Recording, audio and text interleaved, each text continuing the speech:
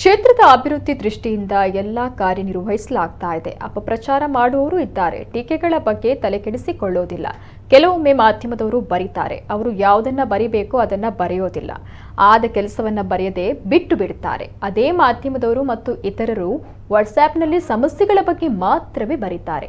ಆದ ಕೆಲಸಗಳ ಬಗ್ಗೆ ತಿಳಿಸುವ ಕೆಲಸ ಮಾಡ್ತಾ ಇಲ್ಲ ಅಂತ ಮೀನುಗಾರಿಕೆ, ಬಂದರು ಮತ್ತು ಒಳನಾಡು ಜಲಸಾರಿಗೆ ಸಚಿವ ಎಸ್ ಅಂಗಾರ ಅವರು ಮಾಧ್ಯಮಗಳ ಮೇಲೆಯೇ ಹರಿಹಾಯ್ದಿದ್ದಾರೆ. ಸುಳ್ಯ ತಾಲೂಕಿನ ಹರಿಹರ ಪಲ್ಲತಡ್ಕ ಗ್ರಾಮ ಪಂಚಾಯತ್ ವ್ಯಾಪ್ತಿಯಲ್ಲಿ ಭಾರೀ ಮಳೆಗೆ ಸಂಭವಿಸಿರುವ ಮಳೆ ಹಾನಿ ಪ್ರದೇಶಗಳಿಗೆ ಭೇಟಿ ನೀಡಿ ಪರಿಶೀಲನೆ ನಡೆಸಿದ ವೇಳೆ ಅವರು ಈ ರೀತಿ ಹೇಳಿದ್ದಾರೆ. ಜೊತೆಗೆ ಇಲ್ಲಿ ಶೀಘ್ರ ಸೇತುವೆ ನಿರ್ಮಾಣ ಮಾಡುವ ಭರವಸೆಯನ್ನು ನೀಡಿದ್ದಾರೆ. ಕೆಲವು ಸಮಯದಲ್ಲಿ ಪೇಪರ್ನವರು ಕೂಡ ಬರೀತಾರೆ. ಪೇಪರ್ನವರು ಯಾವುದನ್ನು ಬರಿಬೇಕೋ ಅದನ್ನು ಬರೀದಿಲ್ಲ. ಕೆಲವು ಸಮಯದಲ್ಲಿ ಆದೇ ಕೆಲಸವನ್ನು ಕೂಡ ಬಿಟ್ಟು ಬಿಡ್ತಾರೆ.